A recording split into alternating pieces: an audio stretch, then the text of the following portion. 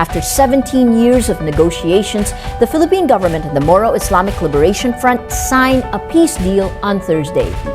The details to be laid out in the annexes in particular provide us with a solid opportunity to expand the common ground whose principles we have already articulated through the agreement.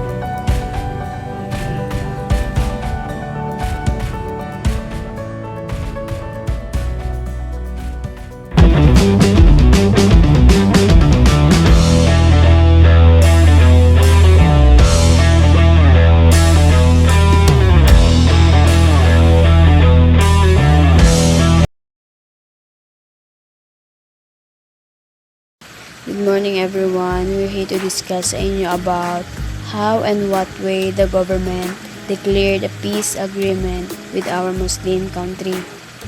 The government and the MNLF or Moro National Liberation Front signed the final peace agreement in 1996, granting autonomy to the Muslim majority region.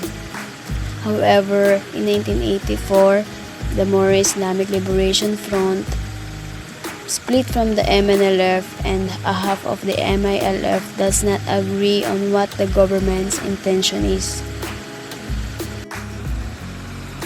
Government way to declare the peace agreement with our Muslim country. Benigno Simon Cojuangco Aquino III was born on February 8, 1960 in the Philippines. A Filipino politician who served as the country's 15th president, and he was elected on June 30, 2010, and he is the only person capable of putting an end to one of the Asia's biggest rebellions through a peace agreement. New chance for peace. Noong March 23, 2014, a deal has been signed between the Philippine government and Muslim rebels to put an end to one of Asia's longest and deadliest rebellions. The step comes after the detention of high-ranking guerrilla officials. The Philippine government have been planning this operation for a month. Peace treaty. For more than 4 decades, various Muslim rebel groups on Mindanao's southern island have fought for autonomy or independence. After 17 years of negotiations, the government and the main separatist party have reached an agreement.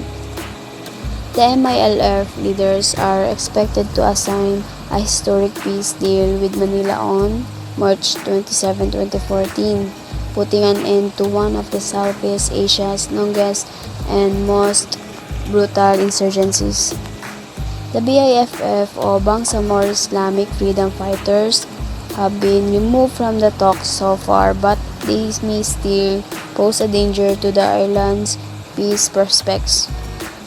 In the meantime, with the CPP or Communist Party of the Philippines under pressure, the Filipino government has stated that it supports new talks with the Communist Party. Negotiations between the CPP and the government stalled last year in 2013.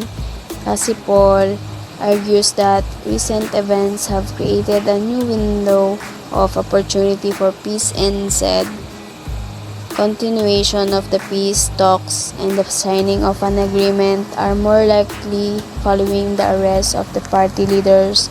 Their detention will strengthen the position of those CPP members who wants to push negotiations forward.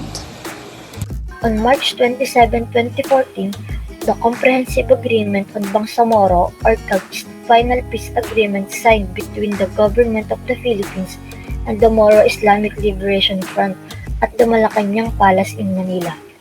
Former President Benigno Aquino III, MILF Chairperson Haji Murad Ibrahim, and Malaysian Prime Minister Najib Razak are the key people of this agreement. The MILF agreed to decommission its armed wing and the Bangsamoro Islamic Armed Forces. Under the agreement, Islamic separatists would turn over their firearms to a third party which would be selected by the rebels and the Philippine government. In return, the government would establish an autonomous Bangsamoro. It also have a power-sharing agreement with the central government, allowing its own leadership to control most of its own natural resources and revenues. Furthermore, the word Bangsamoro is a local term which refers to a Muslim homeland.